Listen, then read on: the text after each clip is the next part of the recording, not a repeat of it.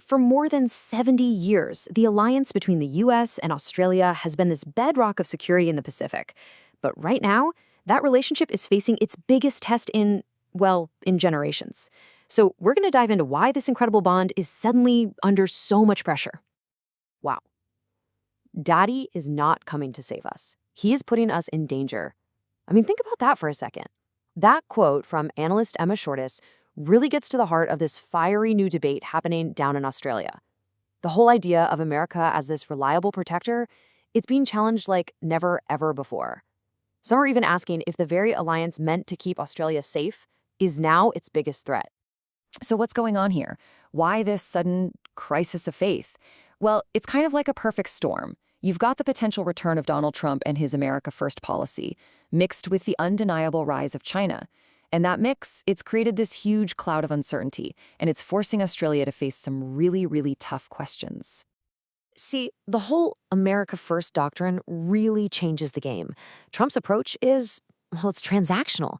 It means that old loyalties, that sense of we've always had your back, that's not a given anymore.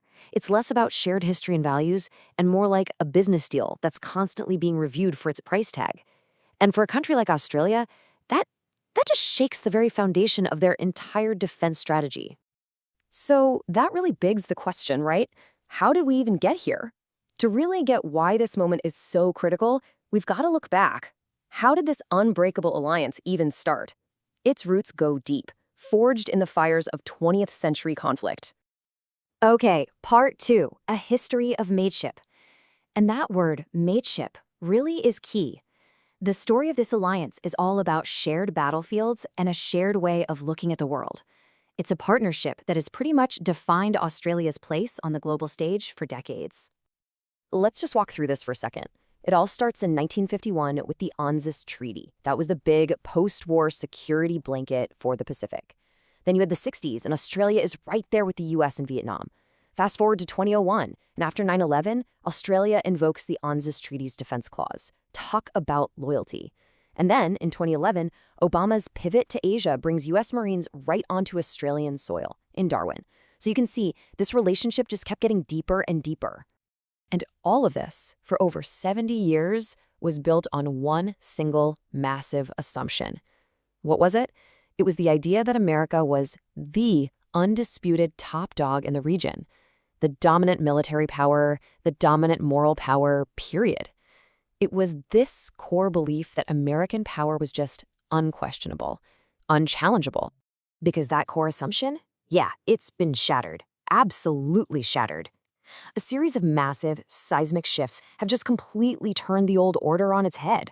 All that certainty from the past, gone, replaced by a new era that's, volatile and seriously unpredictable. Just look at this contrast. The old reality for Australia was living in a region dominated by a powerful ally that was, culturally pretty similar. First it was the British, then it was the Americans. But the new reality? The region is being shaped overwhelmingly by the economic and military might of Beijing. That is a fundamental change that forces a complete, from-the-ground-up strategic rethink. So you could say China's rise created the problem, but it was Trump's election that really forced everyone to wake up and smell the coffee.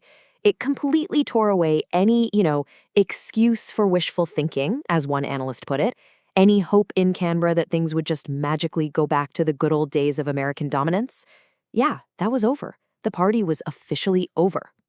And this is where things get really fascinating, almost paradoxical. At the exact moment that America's reliability is being questioned, Australia is tying itself closer to the US military than ever before.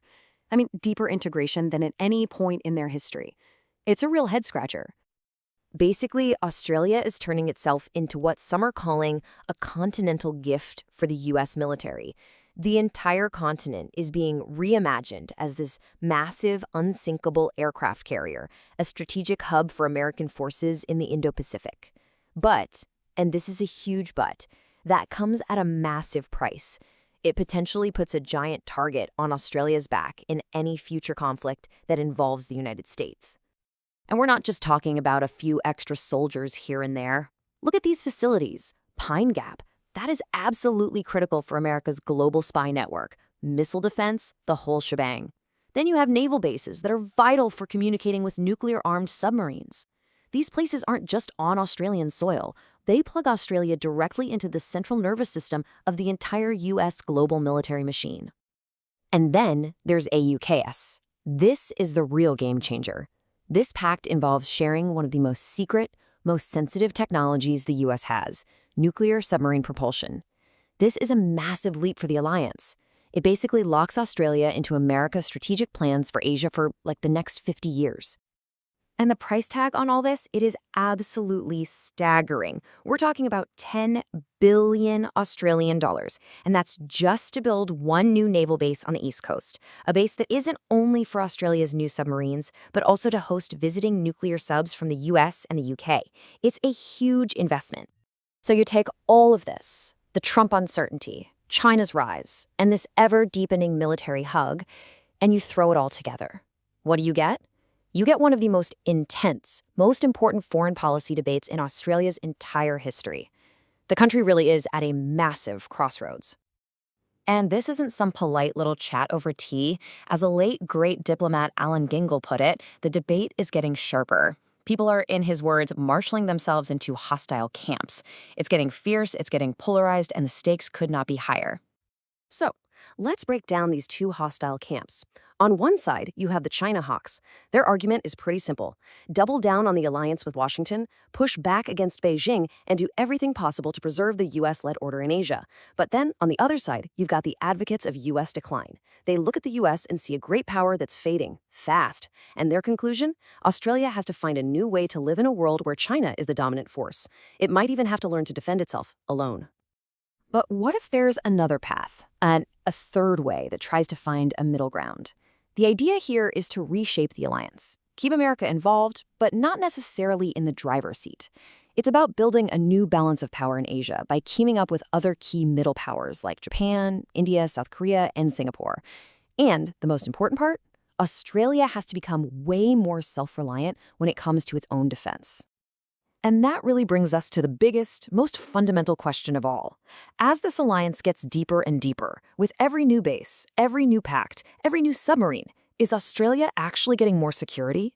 Or is it just trading away its sovereignty, its ability to make its own choices at what might be the most dangerous and uncertain time in modern history? That is the massive, fateful choice the nation is facing right now.